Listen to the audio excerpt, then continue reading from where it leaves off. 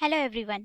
आज हम लोग देखेंगे, देखो पिछले में हमने क्या देखा था कि गति के जितने भी समीकरण थे, तीन समीकरण उनको व्युत्पन्न किया था। आज हम लोग उनसे संबंधित प्रश्न करेंगे, पर उससे पहले एक छोटा सा टॉपिक है हमारे पास, गुरुत्वाधीन गति। इसको हम लोग देख लेते हैं कि होता क्या है, मोशन इन ग्रेविटेशन। देखो हम लोग तीन समीकरण पढ़े थे, ठीक है।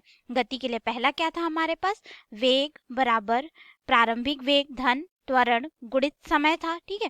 और दूसरा हमारे पास क्या था, जो चली गई दूरी s थी वो किसके बराबर हो रही थी, प्रारंभिक वेग गुणित समय धन 1/2 त्वरण गुणित समय का वर्ग। और तीसरा हमारे पास था कि जो वेग हमको मिल रहा था, ठीक है, अंतिम वेग, वो प्रारंभिक वेग के वर्ग धन 2 as यानी कि चली गई दूरी और त्वरण के दुगने के गुणनफल के बराबर था। तो ये जो समीकरण है, हमने इसको सरल रेखा में गति के लिए देखा था। ये जो गुरुत्वाधीन गति है, ये भी सरल रेखा में गति को ही प्रदर्शित करती है। अब यहाँ पे गुरुत्वाधीन गति का क्या मतलब है, हम लोग किसी वस्तु को, ठीक है, किसी वस्तु को ऊपर की तरफ फेंके या ऊपर की तरफ फेंकते तो क्या होता है, हमेशा नीचे ही आता है। वो किसके वजह से, पृथ्वी के गुरुत्वाकर्षण के वजह से। जैसे कि हम लोग इस पेन को अगर ऊपर से इस तरह से छोड़ देंगे तो भी ये नीचे ही आएगा। इसको, ये तो ऊपर नहीं गया, दाएं नहीं गया, बाएं नहीं गया। या फिर इसको इस तरह से ऊपर फेंकेंगे तो भी ये नीचे ही आता है। तो ये जो ऊपर कोई भी वस्तु फेंके, यानी कि ऊर्ध्वाधर ऊपर की ओर फेंके, या हम लोग ऊपर से किसी वस्तु को छोड़ दे ऊर्ध्वाधर, तो भी वो नीचे ही आता है पृथ्वी के गुरुत्वाकर्षण के कारण। तो जब वो नीचे आता है तो उस पर पृथ्वी का गुरुत्वाकर्षण एक बल लगाता है, जिसकी वजह से त्वरण उत्पन्न होता है g, जिसको हम लोग गुरुत्वीय त्वरण बोलते हैं, जिसका मान होता है 9.8 मीटर प्रति सेकंड का वर्ग।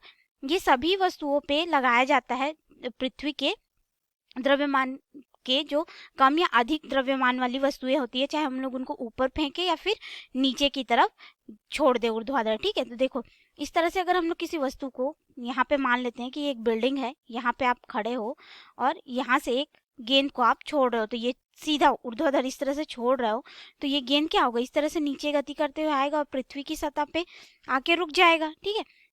तो ये कैसी हो गई, सरल रेखा में गति हो गई। अगर आप इसी गेंद को ऊपर की तरफ फेंकोगे तो ये गेंद इस तरह से ऊपर जाएगा, एक अधिकतम ऊंचाई को प्राप्त करेगा। आपने उसको प्रारंभिक वेग u से फेंका और वो अंतिम वेग v को प्राप्त किया, और यहाँ पे वेग जब उसका शून्य हो जाएगा तब यह क्या होगा, वापस पृथ्वी पे इस तरह से आ जाएगा। तो जब ये नीचे आएगा उस समय, या फिर ऊपर जाएगा उस समय, ये जो गुरुत्वाकर्षण बल का गुरुत्वीय त्वरण है वह कार्य करता है, जिसका मान 9.8 मीटर प्रति सेकंड का वर्ग होता है। देखिए ये जो मान है, ठीक है, हमें हर जगह समान नहीं मिलता। पृथ्वी के ध्रुवों पे और भूमध्य रेखा पे इसका मान जो है वह बदलते रहता है। यह पृथ्वी के घूर्णी गति और कुछ अक्षांश और देशांतर पर भी निर्भर करता है। उसके बारे में हम लोग अभी नहीं देखेंगे, इसके बारे में हम लोग मुख्य रूप से जब पढ़ेंगे कि गुरुत्वाकर्षण क्या है तब हम लोग इसको देखेंगे। तो देखिए यहाँ पे जब हम लोगों ने इसको फेंका और ये नीचे आया, तो उस समय हम लोग क्या करेंगे, ये जो गुरुत्वाकर्षण त्वरण है, जैसे हमारा पहले जो त्वरण था उसको हम लोग धनात्मक और ऋणात्मक ले रहे थे, तो इसमें भी जो गुरुत्वाकर्षण त्वरण होगा वो धनात्मक और ऋणात्मक होगा, यानी कि गुरुत्वीय त्वरण भी धनात्मक और ऋणात्मक होगा। देखो जब हम लोग इस गेंद को ऊपर की तरफ फेंके तब हम लोग क्या किए, गुरुत्वाकर्षण बल के विपरीत में कार्य किए, उसके विरुद्ध में कार्य किए।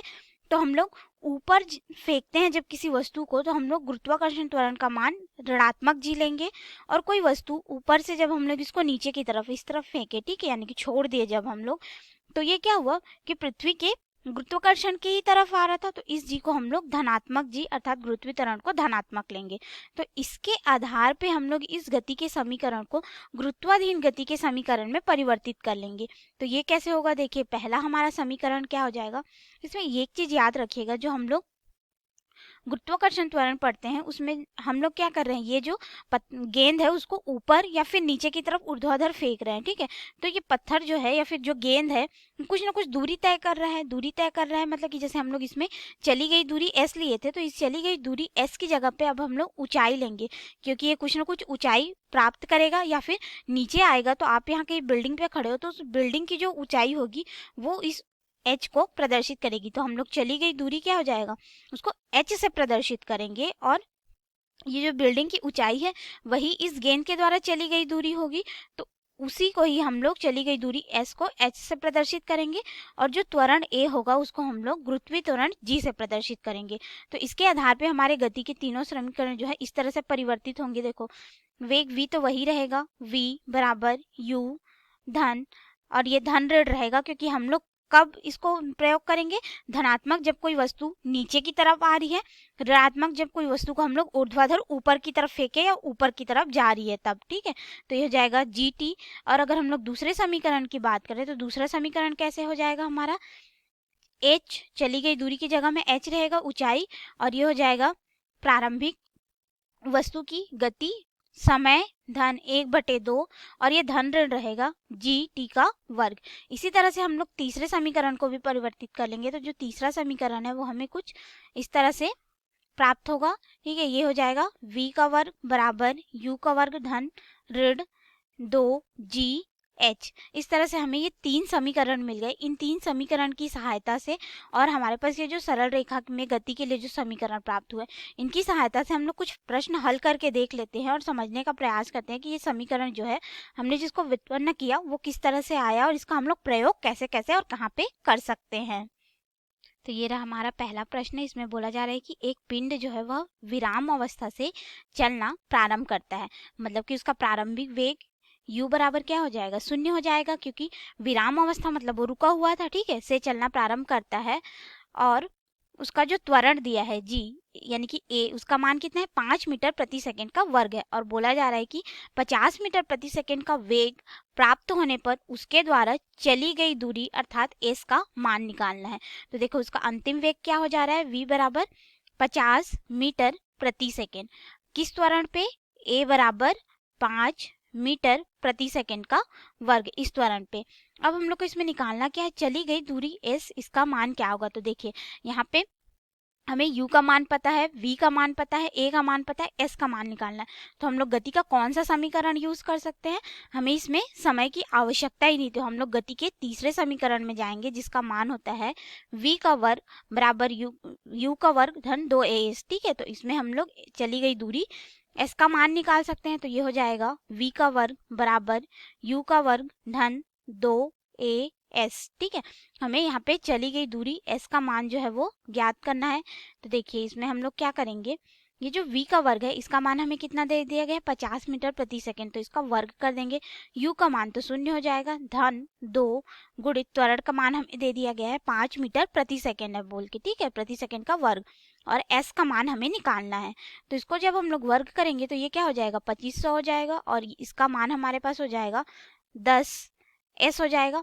और चली गई दूरी है इसका मान हमें निकालना है, तो इस 10 को हम लोग इधर पक्षांतर कर देंगे, तो चली गई दूरी s बराबर क्या हो जाएगा, 2500 बटे 10 हो जाएगा। अब हम लोग इसको थोड़ा हल कर लेते हैं, तो ये हो जाएगा चली गई दूरी s बराबर, यहाँ से शून्य कट जाएगा तो हमारे पास कितना आ गया, 250 मीटर, मतलब कि वह वस्तु कितनी दूर चलेगा, 250 मीटर की दूरी वह तय करेगा। तो ये हो गया हमारे प्रश्न का उत्तर। अब हम लोग अपना अगला प्रश्न देख लेते हैं कि उसको कैसे हल करें। ये रहा हमारा दूसरा प्रश्न। इसमें बोला जा रहा है कि विराम अवस्था से प्रारंभ करके कोई वस्तु 8 मीटर प्रति सेकंड के वर्ग के एक समान त्वरण से, किससे, एक समान त्वरण से चलती है। ज्ञात कीजिए 160 मीटर प्रति सेकंड का वेग वस्तु कितने समय में प्राप्त करेगी तथा इतने समय में वह कितनी दूरी तय करेगी। तो देखिए हमें यहाँ पे दो चीजें ज्ञात करनी रहेंगी, एक तो समय t का मान क्या होगा, दूसरा चली गई दूरी s का मान जो है वो क्या होगा, ठीक है। हम लोग को यहाँ पे क्या क्या दे दिया गया है, कोई वस्तु जो है, ठीक है, वो चल रही है, उसका एक समान त्वरण a का मान दे दिया गया है 8 मीटर प्रति सेकंड का वर्ग, और हमें बोला गया है कि जब वो चलती है तो उसका वेग कितना हो जाता है, v बराबर 160 मीटर प्रति सेकंड हो जाता है बोल के, और इन दोनों का मान हमें निकालना है। तो सबसे पहले हम लोग समय को निकाल लेते हैं, ठीक है। देखिए मान लेते हैं कि कोई वस्तु यहाँ पे है और वह वस्तु इस तरह से चलना शुरू करती है, जब यह विराम में होगा तो u बराबर उसका मान क्या हो जाएगा, 0 हो जाएगा, क्योंकि विराम से वो चलना प्रारंभ कर रही है। फिर जब वो चलती है तो चलने के बाद उसका वेग क्या हो जाता है, v बराबर हमको बोला जा रहा है कि 160 मीटर प्रति सेकेंड हो जाता है। और जब u से v में परिवर्तित होता है तो इस समय जो त्वरण a होता है उसका मान 8 मीटर प्रति सेकंड का वर्ग एक समान त्वरण है, इतना वो एक समान त्वरण से आगे बढ़ते जा रहा है। तो ये वस्तु इधर गति कर रहा है तो कुछ समय बाद यहाँ पे आ जाएगा।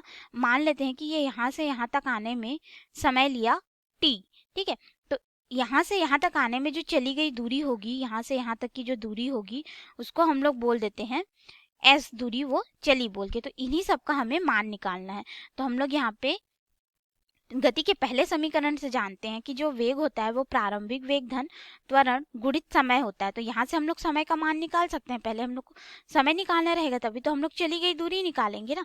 ठीक है, तो देखिए यहाँ से क्या हो जाएगा, ये जो कितना वेग प्राप्त कर रहा है, 160 मीटर प्रति सेकंड का वेग प्राप्त कर रहा है, और विराम से चल रहा है, मतलब कि उसका प्रारंभिक वेग कैसा है, शून्य है, क्योंकि कोई वस्तु रुकी हुई है फिर चलना प्रारंभ कर रही है।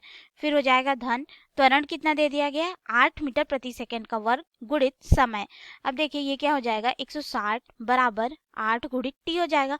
समय का मान निकालना है तो 8 को इधर पक्षांतर कर देंगे हम लोग, तो हमें क्या प्राप्त होगा यहाँ पे, t बराबर 160 बटे 8। जब हम लोग इसको हल करेंगे तो ये हमें मिलेगा 20 सेकेंड। 20 सेकेंड कैसे मिलेगा, देखो ये मीटर प्रति सेकेंड में है और ये मीटर प्रति सेकेंड का वर्ग है, तो मीटर प्रति सेकेंड कट जाएगा, और सेकेंड बटे का बटे में था इसलिए ऊपर चला जाएगा। ठीक है, और ये एक बार में और ये 20 बार में कट जाएगा, तो t बराबर कितना आ गया, 20 सेकेंड, यानी कि समय का मान हमें मिल गया है। अब हम लोग चली गई दूरी निकालेंगे।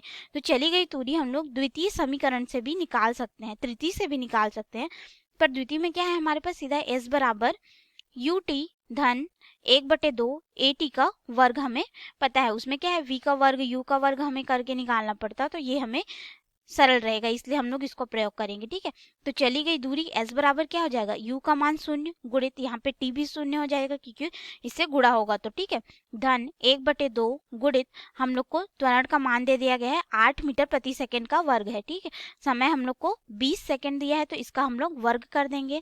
अब इसको हल कर लेते हैं, तो ये हो जाएगा एक बार में और ये 4 बार में कट जाएगा, और 20 का वर्ग हमें 400 मिलेगा। तो चली गई दूरी s बराबर कितना हो जाएगा, 4 गुणित 400।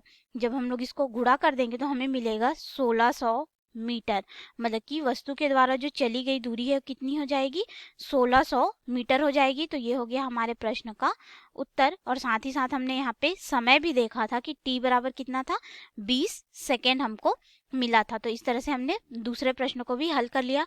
अब हम लोग एक और प्रश्न देख लेते हैं कि उसको किस तरह से हल कर सकते हैं और उसमें गति के समीकरण कैसे प्रयोग होंगे।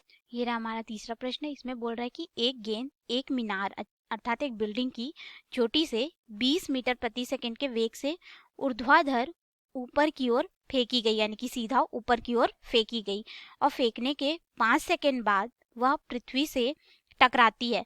फेंके हम लोग, उसके बाद वो नीचे आई, 5 सेकंड लगा उसको नीचे आने में, और पृथ्वी से टकराती है।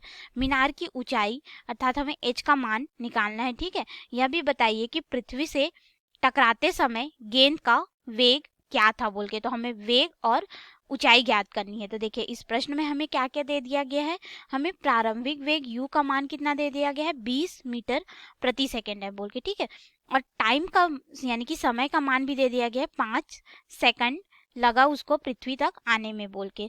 तो हम लोग मान लेते हैं कि यहाँ पे एक मीनार है, इस तरह से ये मीनार हो गया।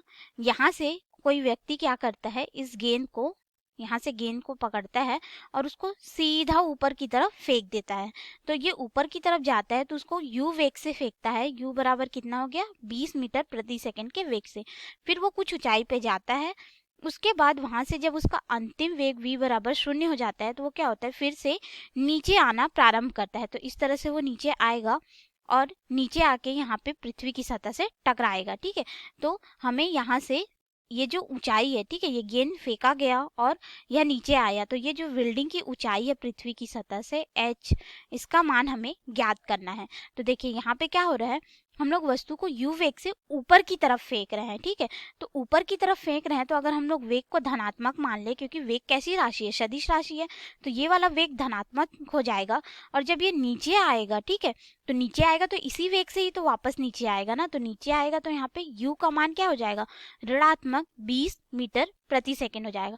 हमने सिर्फ इसको माना कि हमने जिधर ऊपर की तरफ फेंका वो धनात्मक है, नीचे की तरफ आ रहा है वो ऋणात्मक है, हमने बस इतना ही माना है। तो यहाँ पे गुरुत्वीय त्वरण g का भी मान आएगा। ठीक है, तो हमें यहाँ पे g का मान नहीं दिया है, तो हम लोग g का मान लेते हैं कि 9.8 मीटर प्रति सेकंड का वर्ग है। हम लोग 10 भी ले सकते हैं, क्योंकि कहीं कहीं पे प्रश्न में इसको 10 दिया रहता है। और हम लोग जब इसकी गणना करते हैं, तब हम लोग ऊपर में देखें कि गुरुत्वाधीन गति क्या होती है, जब हम लोग गणना करते हैं तो यहाँ पे जो हवा के द्वारा जो घर्षण होता है उसको हम लोग नहीं मानते हैं, यानी कि नहीं लेते हैं, यहाँ पे नगण्य मान के चलते हैं, निग्लिजिबल। उसको हम लोग आगे जब गुरुत्वाकर्षण पढ़ेंगे तब देखेंगे कि कितना लेना है कि नहीं लेना है। अभी हम लोग इसको नगण्य मान के चलेंगे, ठीक है। तो हम लोग को इस ऊंचाई h को ज्ञात करना है। तो देखिए हम लोग को समय भी पता है और उसका प्रारंभिक वेग भी पता है, और अंतिम वेग v का मान हम लोग को निकालना रहेगा जब वह पृथ्वी की सतह से टकराएगा। तो ये गेंद ऊपर गया, फिर वो नीचे आया, ठीक है, सरल रेखा में, यानी कि ऊर्ध्वाधर ऊपर गया और ऊर्ध्वाधर नीचे आया। इसीलिए हमने इसके प्रारंभिक वेग को, जब वो नीचे आ रहा है उस समय हमने क्या बोल दिया कि ऋण 20 मीटर प्रति सेकेंड है बोल के। और जब ये नीचे की तरफ आ रहा है तो ये जो त्वरण रहेगा वो कैसा हो जाएगा, गुरुत्वीय त्वरण धनात्मक हो जाएगा। तो अब हम लोग इस प्रश्न को हल कर लेते हैं, ठीक है। तो देखिए इसमें हम लोग को जो जो मान दिया गया है उसके आधार पे हम लोग मान रखेंगे। तो h बराबर गति का द्वितीय समीकरण यूज करेंगे, ये हो जाएगा ut धन 1/2 जी टी का वर्ग हो जाएगा, क्योंकि हम लोग को समय का भी मान पता है, प्रारंभिक वेग भी पता है, ठीक है। और ऊंचाई h का मान ज्ञात करना है, ये जो बिल्डिंग h है उसका, ठीक है, यानी कि बिल्डिंग है उसकी ऊंचाई हम लोग को ज्ञात करनी है, जिसको h माने। हम लोग ये ऊपर गया और यहाँ से यहाँ तक कितनी दूरी तय किया इसको नहीं निकाल रहे हैं, इस बिल्डिंग की ऊंचाई हम लोग ज्ञात कर रहे हैं। तो देखिए इसका मान क्या हो जाएगा, हमारे पास ऋण 20 मीटर प्रति सेकेंड हो जाएगा। तो ऋण 20 गुणित समय का मान कितना है, 5 सेकेंड लगता है उसको यहाँ से यहाँ तक गति करने में, धन 1/2 जी का मान हम लोग धनात्मक लेंगे क्योंकि नीचे की तरफ आ रहा है, गुणित 9.8 मीटर प्रति सेकंड का वर्ग, गुणित समय यहाँ पे 5 का वर्ग। अब हम लोग इसको थोड़ा हल कर लेते हैं। तो देखिए चली गई दूरी h, यानी कि जो बिल्डिंग की ऊंचाई है वो यहाँ पे हो जाएगा, इसको गुणा करेंगे तो ऋण 100 धन, इसको हम लोग यहाँ से एक बार में, और ये हो जाएगा 4.9, तो ये हो गया 4.9 गुणित इसको हम लोग वर्ग करेंगे तो ये हो जाएगा 25। अब हमारे पास चली गई दूरी h बराबर हो जाएगा ऋण 100 धन, इसको 4.9 को 25 से गुणा करेंगे तो ये आता है लगभग 122.5। अब हम लोग 122.5 में क्या करेंगे, 100 को घटा देंगे तो जो चली गई दूरी h है उसका मान हमारे पास आएगा धनात्मक में 22.5 मीटर। तो हम लोग को बिल्डिंग की जो ऊंचाई है, ठीक है, मीनार की ऊंचाई, उसका मान कितना मिल गया, 22.5 मीटर मिल गया। तो हमने ऊंचाई तो ज्ञात कर ली। अब हम लोग क्या ज्ञात करेंगे, यहाँ पे जो पृथ्वी से ये टकराएगा, ठीक है, ये जो हमारा गेंद है पृथ्वी से टकराएगा उस समय पे v वेग क्या होगा उसको ज्ञात करेंगे। तो इसको हम लोग गति के तृतीय समीकरण से ज्ञात कर सकते हैं। ये क्या होता है, v का वर्ग बराबर u का वर्ग धन हमारे पास हो जाएगा 2g s हो जाएगा, ठीक है। और ये s की जगह में क्या हम लोग रख देंगे, h रख देंगे, क्योंकि हम लोग चली गई दूरी h लेंगे जो कि बिल्डिंग की ऊंचाई के बराबर होगी, ठीक है, गेंद उतनी ही दूरी तय करेगा। तो यहाँ पे हम लोग एक एक करके मान रख लेते हैं, पर उससे पहले देखिए हमें v का मान निकालना है। तो इस v के वर्ग को अगर इधर पक्षांतर करेंगे तो वो वर्गमूल हो जाएगा। तो ये हो जाएगा v बराबर वर्गमूल, यहाँ पे u का मान कितना था, ऋण 20 मीटर प्रति सेकंड का वर्ग था, तो इसका वर्ग गुणित धन ये हो जाएगा 2 गुणित हम लोग g का मान कितना लिए हैं, 9.8 मीटर प्रति सेकंड का वर्ग लिए हैं, ठीक है। और h हमें कितना मिला है, 22.5 मीटर। तो ये हो जाएगा 22.5 मीटर। अब हम लोग इसको हल कर लेते हैं। तो देखिए v बराबर हमारे पास हो जाएगा वर्गमूल, इसका वर्ग करेंगे तो ये हो जाएगा 400, और वर्ग करने पे ऋणात्मक धनात्मक में परिवर्तित हो जाएगा धन, इसका गुणा हम लोग 9.8 और 22.5 से करेंगे तो ये हमें मिलेगा 441। इसको अब हम लोग आगे हल कर लेते हैं। तो वर्ग v बराबर हो जाएगा वेग v बराबर, इसको हम लोग जोड़ देंगे तो 841, और जो 841 होता है उसका वर्गमूल कितना होता है, 29 होता है, ठीक है। तो हमारे पास यहाँ पे वेग v का मान कितना हो गया, 29 मीटर प्रति सेकंड, यानी कि जो गेंद है वह पृथ्वी से टकराएगा उस समय उसका वेग क्या हो जाएगा, 29 मीटर प्रति सेकंड का वेग हमें प्राप्त होगा जब वह पृथ्वी की सतह से टकराएगा। तो इस तरह से हमने गुरुत्वाधीन गति और गति के तीनों समीकरण का प्रयोग करके कुछ प्रश्न देखे। अब आगे हम लोग अपने अगले टॉपिक को देखेंगे। धन्यवाद।